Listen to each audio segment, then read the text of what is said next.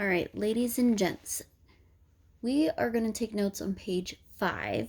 So go ahead and turn to page 5, please, in your packet. We are going to talk about what is a chemical equation and the two main chemical equations that you're going to be memorizing and understanding in this unit. So, a chemical equation is like a recipe. I'm sure you guys have all made recipes before or done a little cooking, even if it's just making mac and cheese on the stove. But chemistry is a lot like cooking, and so the chemical equation is like the recipe. It tells what is made or what is used on the left side of the equation and what is made, which is on the right side of the equation. We call the left side of the equation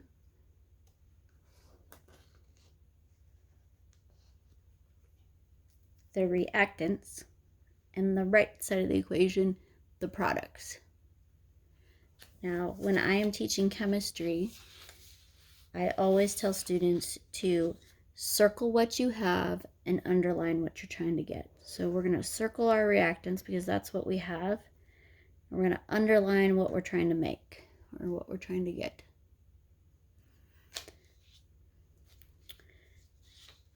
So we're going to take a look at our first chemical equation.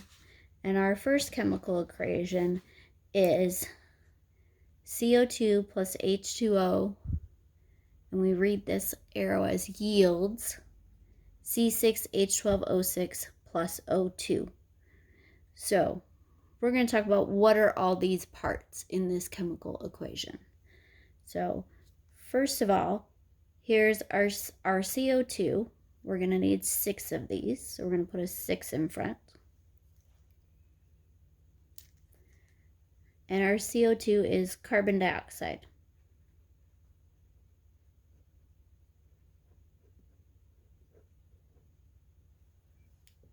You'll remember from your activity that you did the other day in your microscope lab that carbon dioxide enters in the plant through the stomata. Our plus is read as and when we read it like a sentence. We have 6 molecules of H2O. H2O is water. Our arrow means yields. Yields means to make. And we have one little thing we need to add to this equation, and that is our sun. Because photosynthesis does not happen without light from the sun. C6H12O6 is glucose, or our sugar. And O2, of course, is oxygen.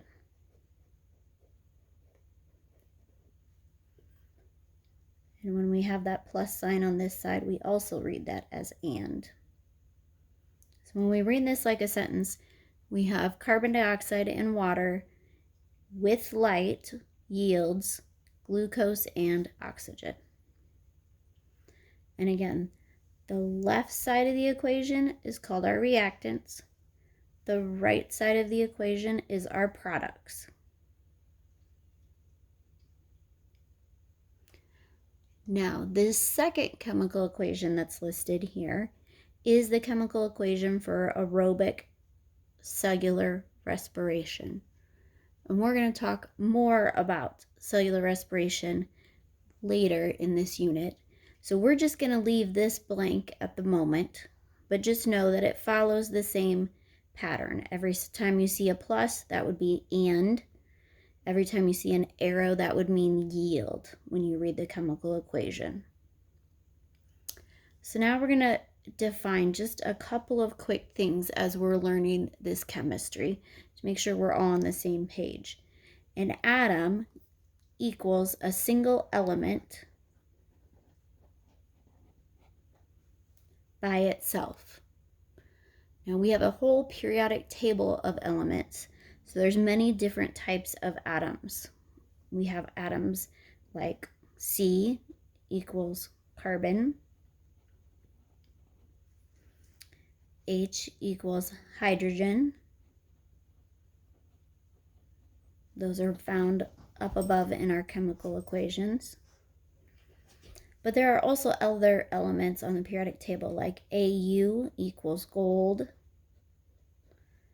and A equals sodium.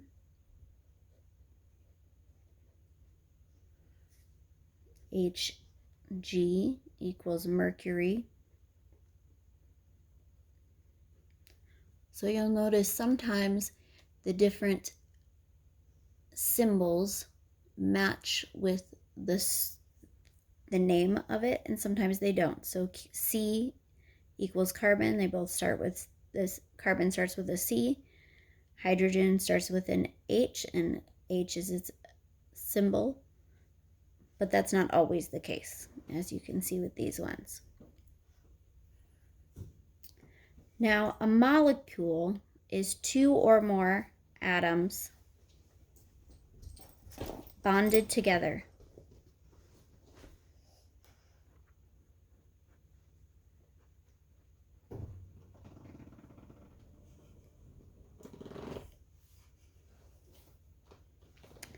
Some examples of molecules can be found up above in our chemical equation. So I'll give you an example of CO2, carbon dioxide, H2O,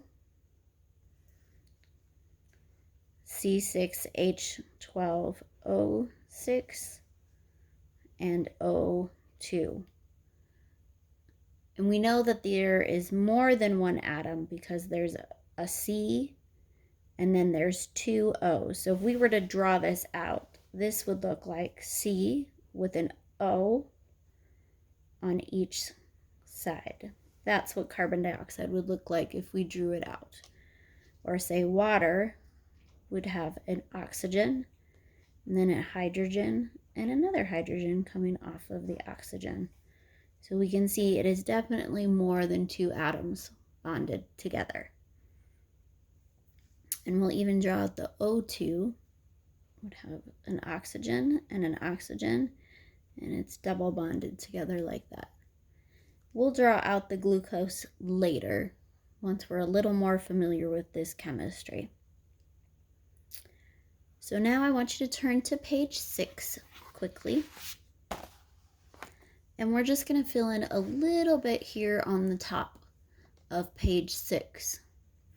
So I want to make sure that you all understand what I mean when I say two or more atoms bonded together. A bond is an attraction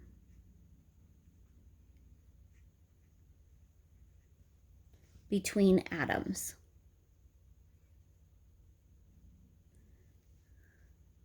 And energy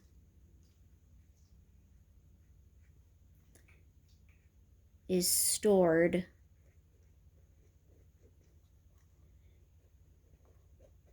in the bonds between atoms.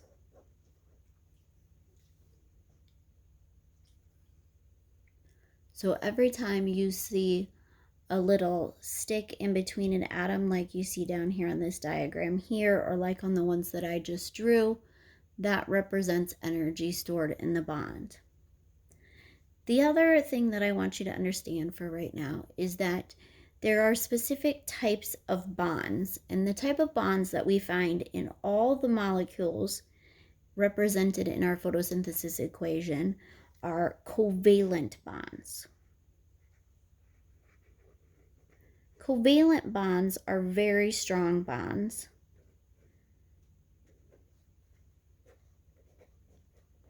They're kind of like the bond between you and your parent, or you and your siblings. They're a family bond. They're very strong. They're hard to break. So I call them the family bonds.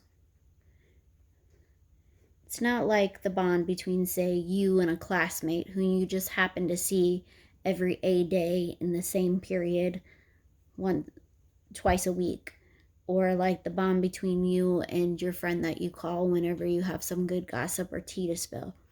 Okay? Those are weak bonds. Those are bonds that are more easily broken. Covalent bonds are those strong family bonds where you would do just about anything for that person and you always want to be around that person and you are with them all the time. Just like your family where you sleep under the same roof, you eat dinner together, etc. So remember I said these are like the ones that we see in our equation. So H2O, O2, CO2, all of these have covalent bonds between them. So if we were to draw those out, this little line that's between the H and the O is the bond.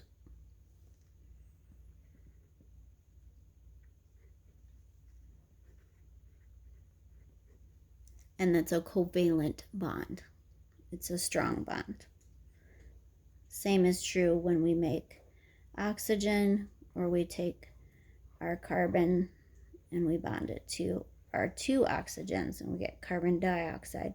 Those are also covalent bonds. And we'll go over the rest of page 6 here in a few days.